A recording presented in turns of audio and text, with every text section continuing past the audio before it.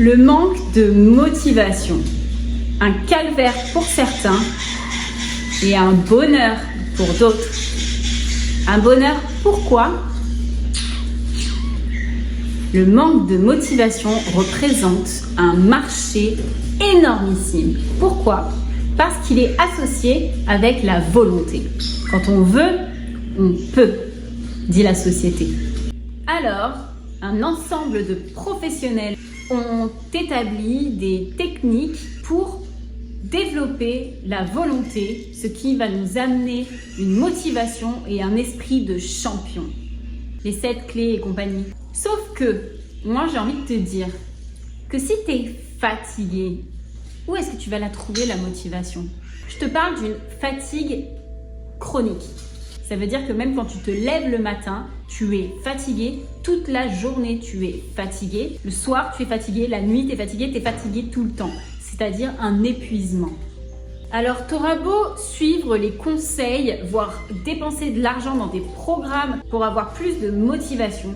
Mais encore une fois, si tu prends le problème par le mental d'abord, sans avoir regardé physiologiquement ce qui est en train de se passer et ce que tu as à guérir, tu vas perdre ton temps, tu vas perdre ton argent et en plus de ça, tu vas te rajouter des croyances limitantes comme quoi tu n'es pas capable, tu n'as pas un esprit qui est fort. Donc ton manque de motivation, c'est un symptôme, c'est un appel du vivant qui te dit « guéris-toi ». Salut, c'est Tiff, bienvenue sur Deviens ton propre guérisseur. Si tu ne me connais pas, je t'aide à transformer ta vision de la douleur en t'apprenant le fonctionnement de ton corps, de ton mental et de ton cœur. Pour que tu puisses devenir ton propre guérisseur et grâce à tes likes, tes commentaires, tes souscriptions, tu soutiens ce mouvement parce que c'est en s'aimant soi-même qu'on est au plus apte à aimer l'autre. Donc cet épuisement, il vient d'où? Il vient d'une sursollicitation.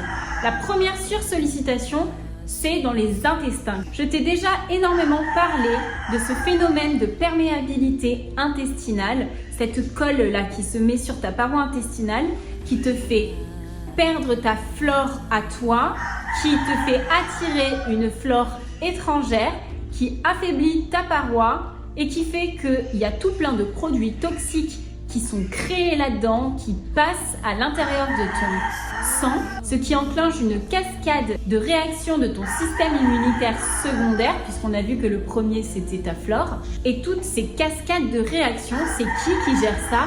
Eh bien, c'est le système nerveux autonome.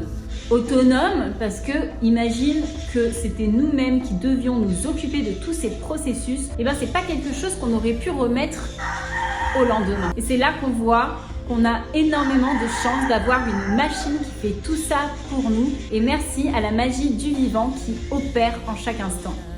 Donc, ton système nerveux autonome est sursollicité pour gérer ce problème de perméabilité intestinale, ce qui stimule ton système parasympathique, donc de la consommation de tes ressources, ce qui fait que tu épuises tes ressources. Tu t'épuises, en gros. Si tu n'écoutes pas les symptômes qui commencent à arriver, tels que de la prise de poids, de la perte de poids, des allergies, des problèmes de peau, eh bien, petit à petit, tu vas vers des symptômes de plus en plus gros, tels que les diabètes, l'obésité, la dépression, les maladies auto-immunes. C'est ce dont je te parle dans beaucoup de mes vidéos. Donc ce stress, il se voit pas, il est à l'intérieur de toi. Pourtant, il a lieu et il épuise ton système. Donc ça, c'est le numéro 1. Maintenant, on va parler du stress comme on l'entend tous. Quelque chose qui arrive de l'extérieur, qui nous demande de nous adapter. Le stress n'est pas le facteur extérieur en lui-même, mais plutôt notre réaction face à ce facteur et notre capacité de réagir.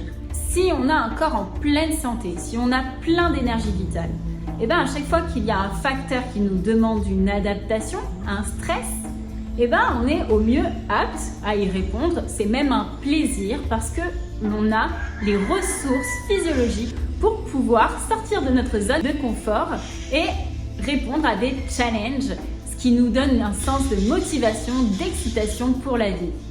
Si c'est un stress que l'on peut gérer, qui est ponctuel de temps en temps, alors tout va bien, c'est un stress qui nous renforce.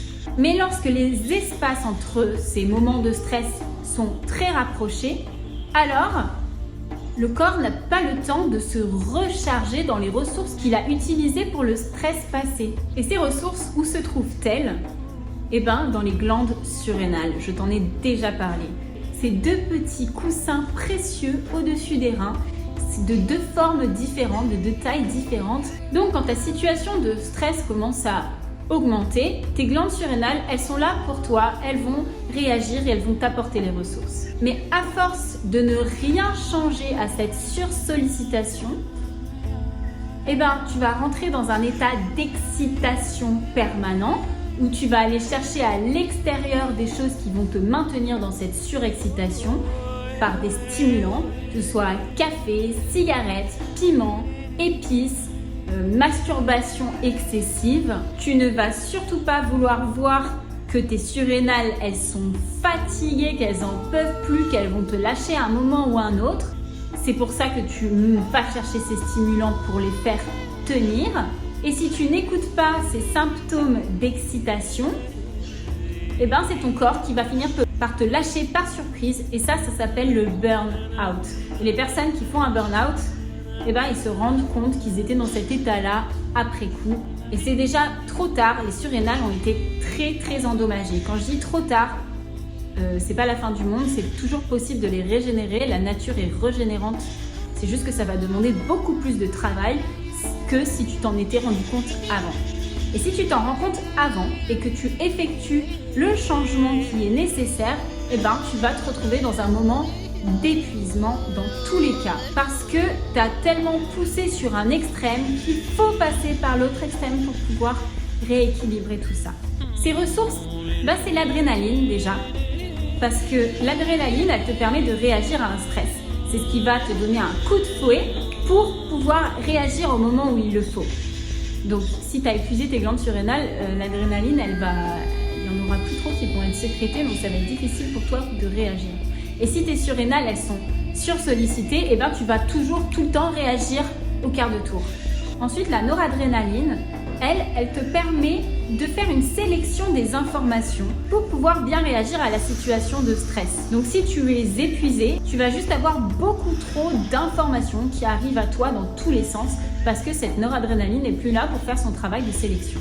Ensuite, tu as ce fameux cortisol dont je t'ai déjà pas mal parlé aussi, notamment dans la vidéo sur l'obésité et les diabètes. Je te donne des bonnes informations sur cette hormone, son rôle avec l'insuline. Parce que le cortisol, en fait, avec l'adrénaline et la noradrénaline qui te boostent, eh ben, le cortisol va ralentir le système pour pouvoir équilibrer. Il va relâcher le sucre dans les cellules pour pouvoir dépenser de l'énergie.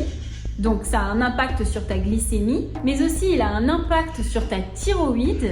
La thyroïde qui est responsable du métabolisme. S'il y a trop de cortisol, ça va ralentir ta thyroïde. S'il y a plus de cortisol et trop d'adrénaline, eh ben ça va l'accélérer. Donc après, on se retrouve avec des gros problèmes de thyroïde et on va prendre des cachets pour la thyroïde alors que le problème, il vient pas du tout de là. Aussi, il inhibe les réactions immunitaires.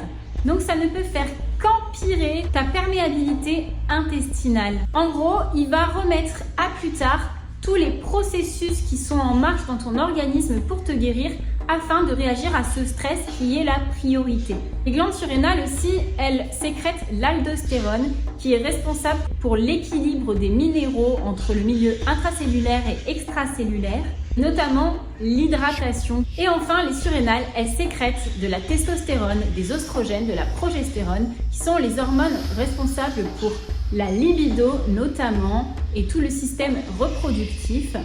Donc ça a un impact sur notre libido et sur notre fertilité.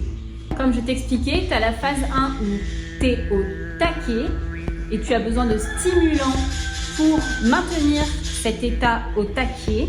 Et ensuite, soit tu décides de sortir de là et tu vas être épuisé, ou soit tu attends que ton corps il te fasse un gros burn-out et tu vas être épuisé, mais encore plus.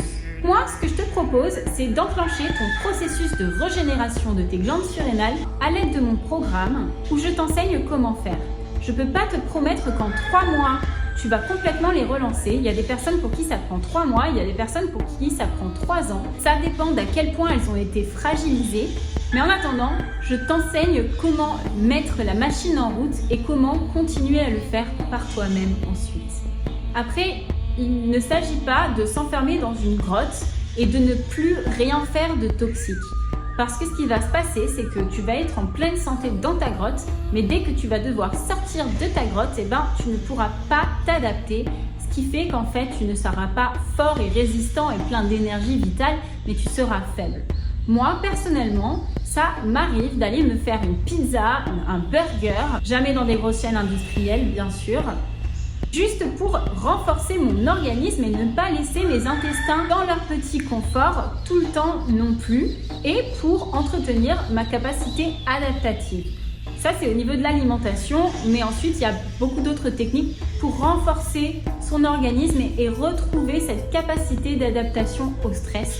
C'est juste que c'est au cas par cas en fonction de ta situation. C'est pour ça que je t'invite à prendre rendez-vous avec moi, un rendez-vous gratuit où tu vas remplir un questionnaire qui va me permettre de te faire un diagnostic que je t'offre. Tu trouveras le lien dans le descriptif de cette vidéo.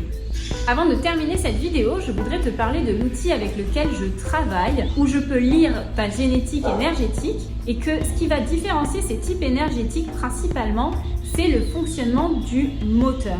Le moteur, je t'en ai déjà parlé, c'est le centre qui se trouve sous le nombril, dans le ventre, que les Japonais appellent le hara, que les Chinois appellent le lower dantian, que les Indiens appellent le Svadhisthana chakra. C'est le moteur d'énergie vitale qui est aussi l'énergie sexuelle, la force de vie. Nous naissons, nous venons de l'énergie sexuelle et que certaines personnes ont un moteur qui produit beaucoup d'énergie, qui sont là pour booster le monde et pour apporter leur énergie vitale au monde. Donc ils ont une capacité d'adaptation plus forte que d'autres. Et d'autres, au lieu de produire cette énergie, ils la captent de par l'extérieur.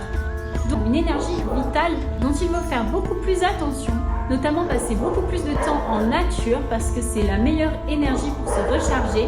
Parce que si on est avec beaucoup de gens tout le temps autour de nous et que ces personnes-là ont un centre qui est plus ou moins énergétiquement pollué, on prend cette pollution à l'intérieur de nous et donc ça nous aide pas trop à maintenir cette force vitale. Je travaille également avec cet outil qui est complémentaire pour vraiment avoir une approche totalement holistique de qui tu es.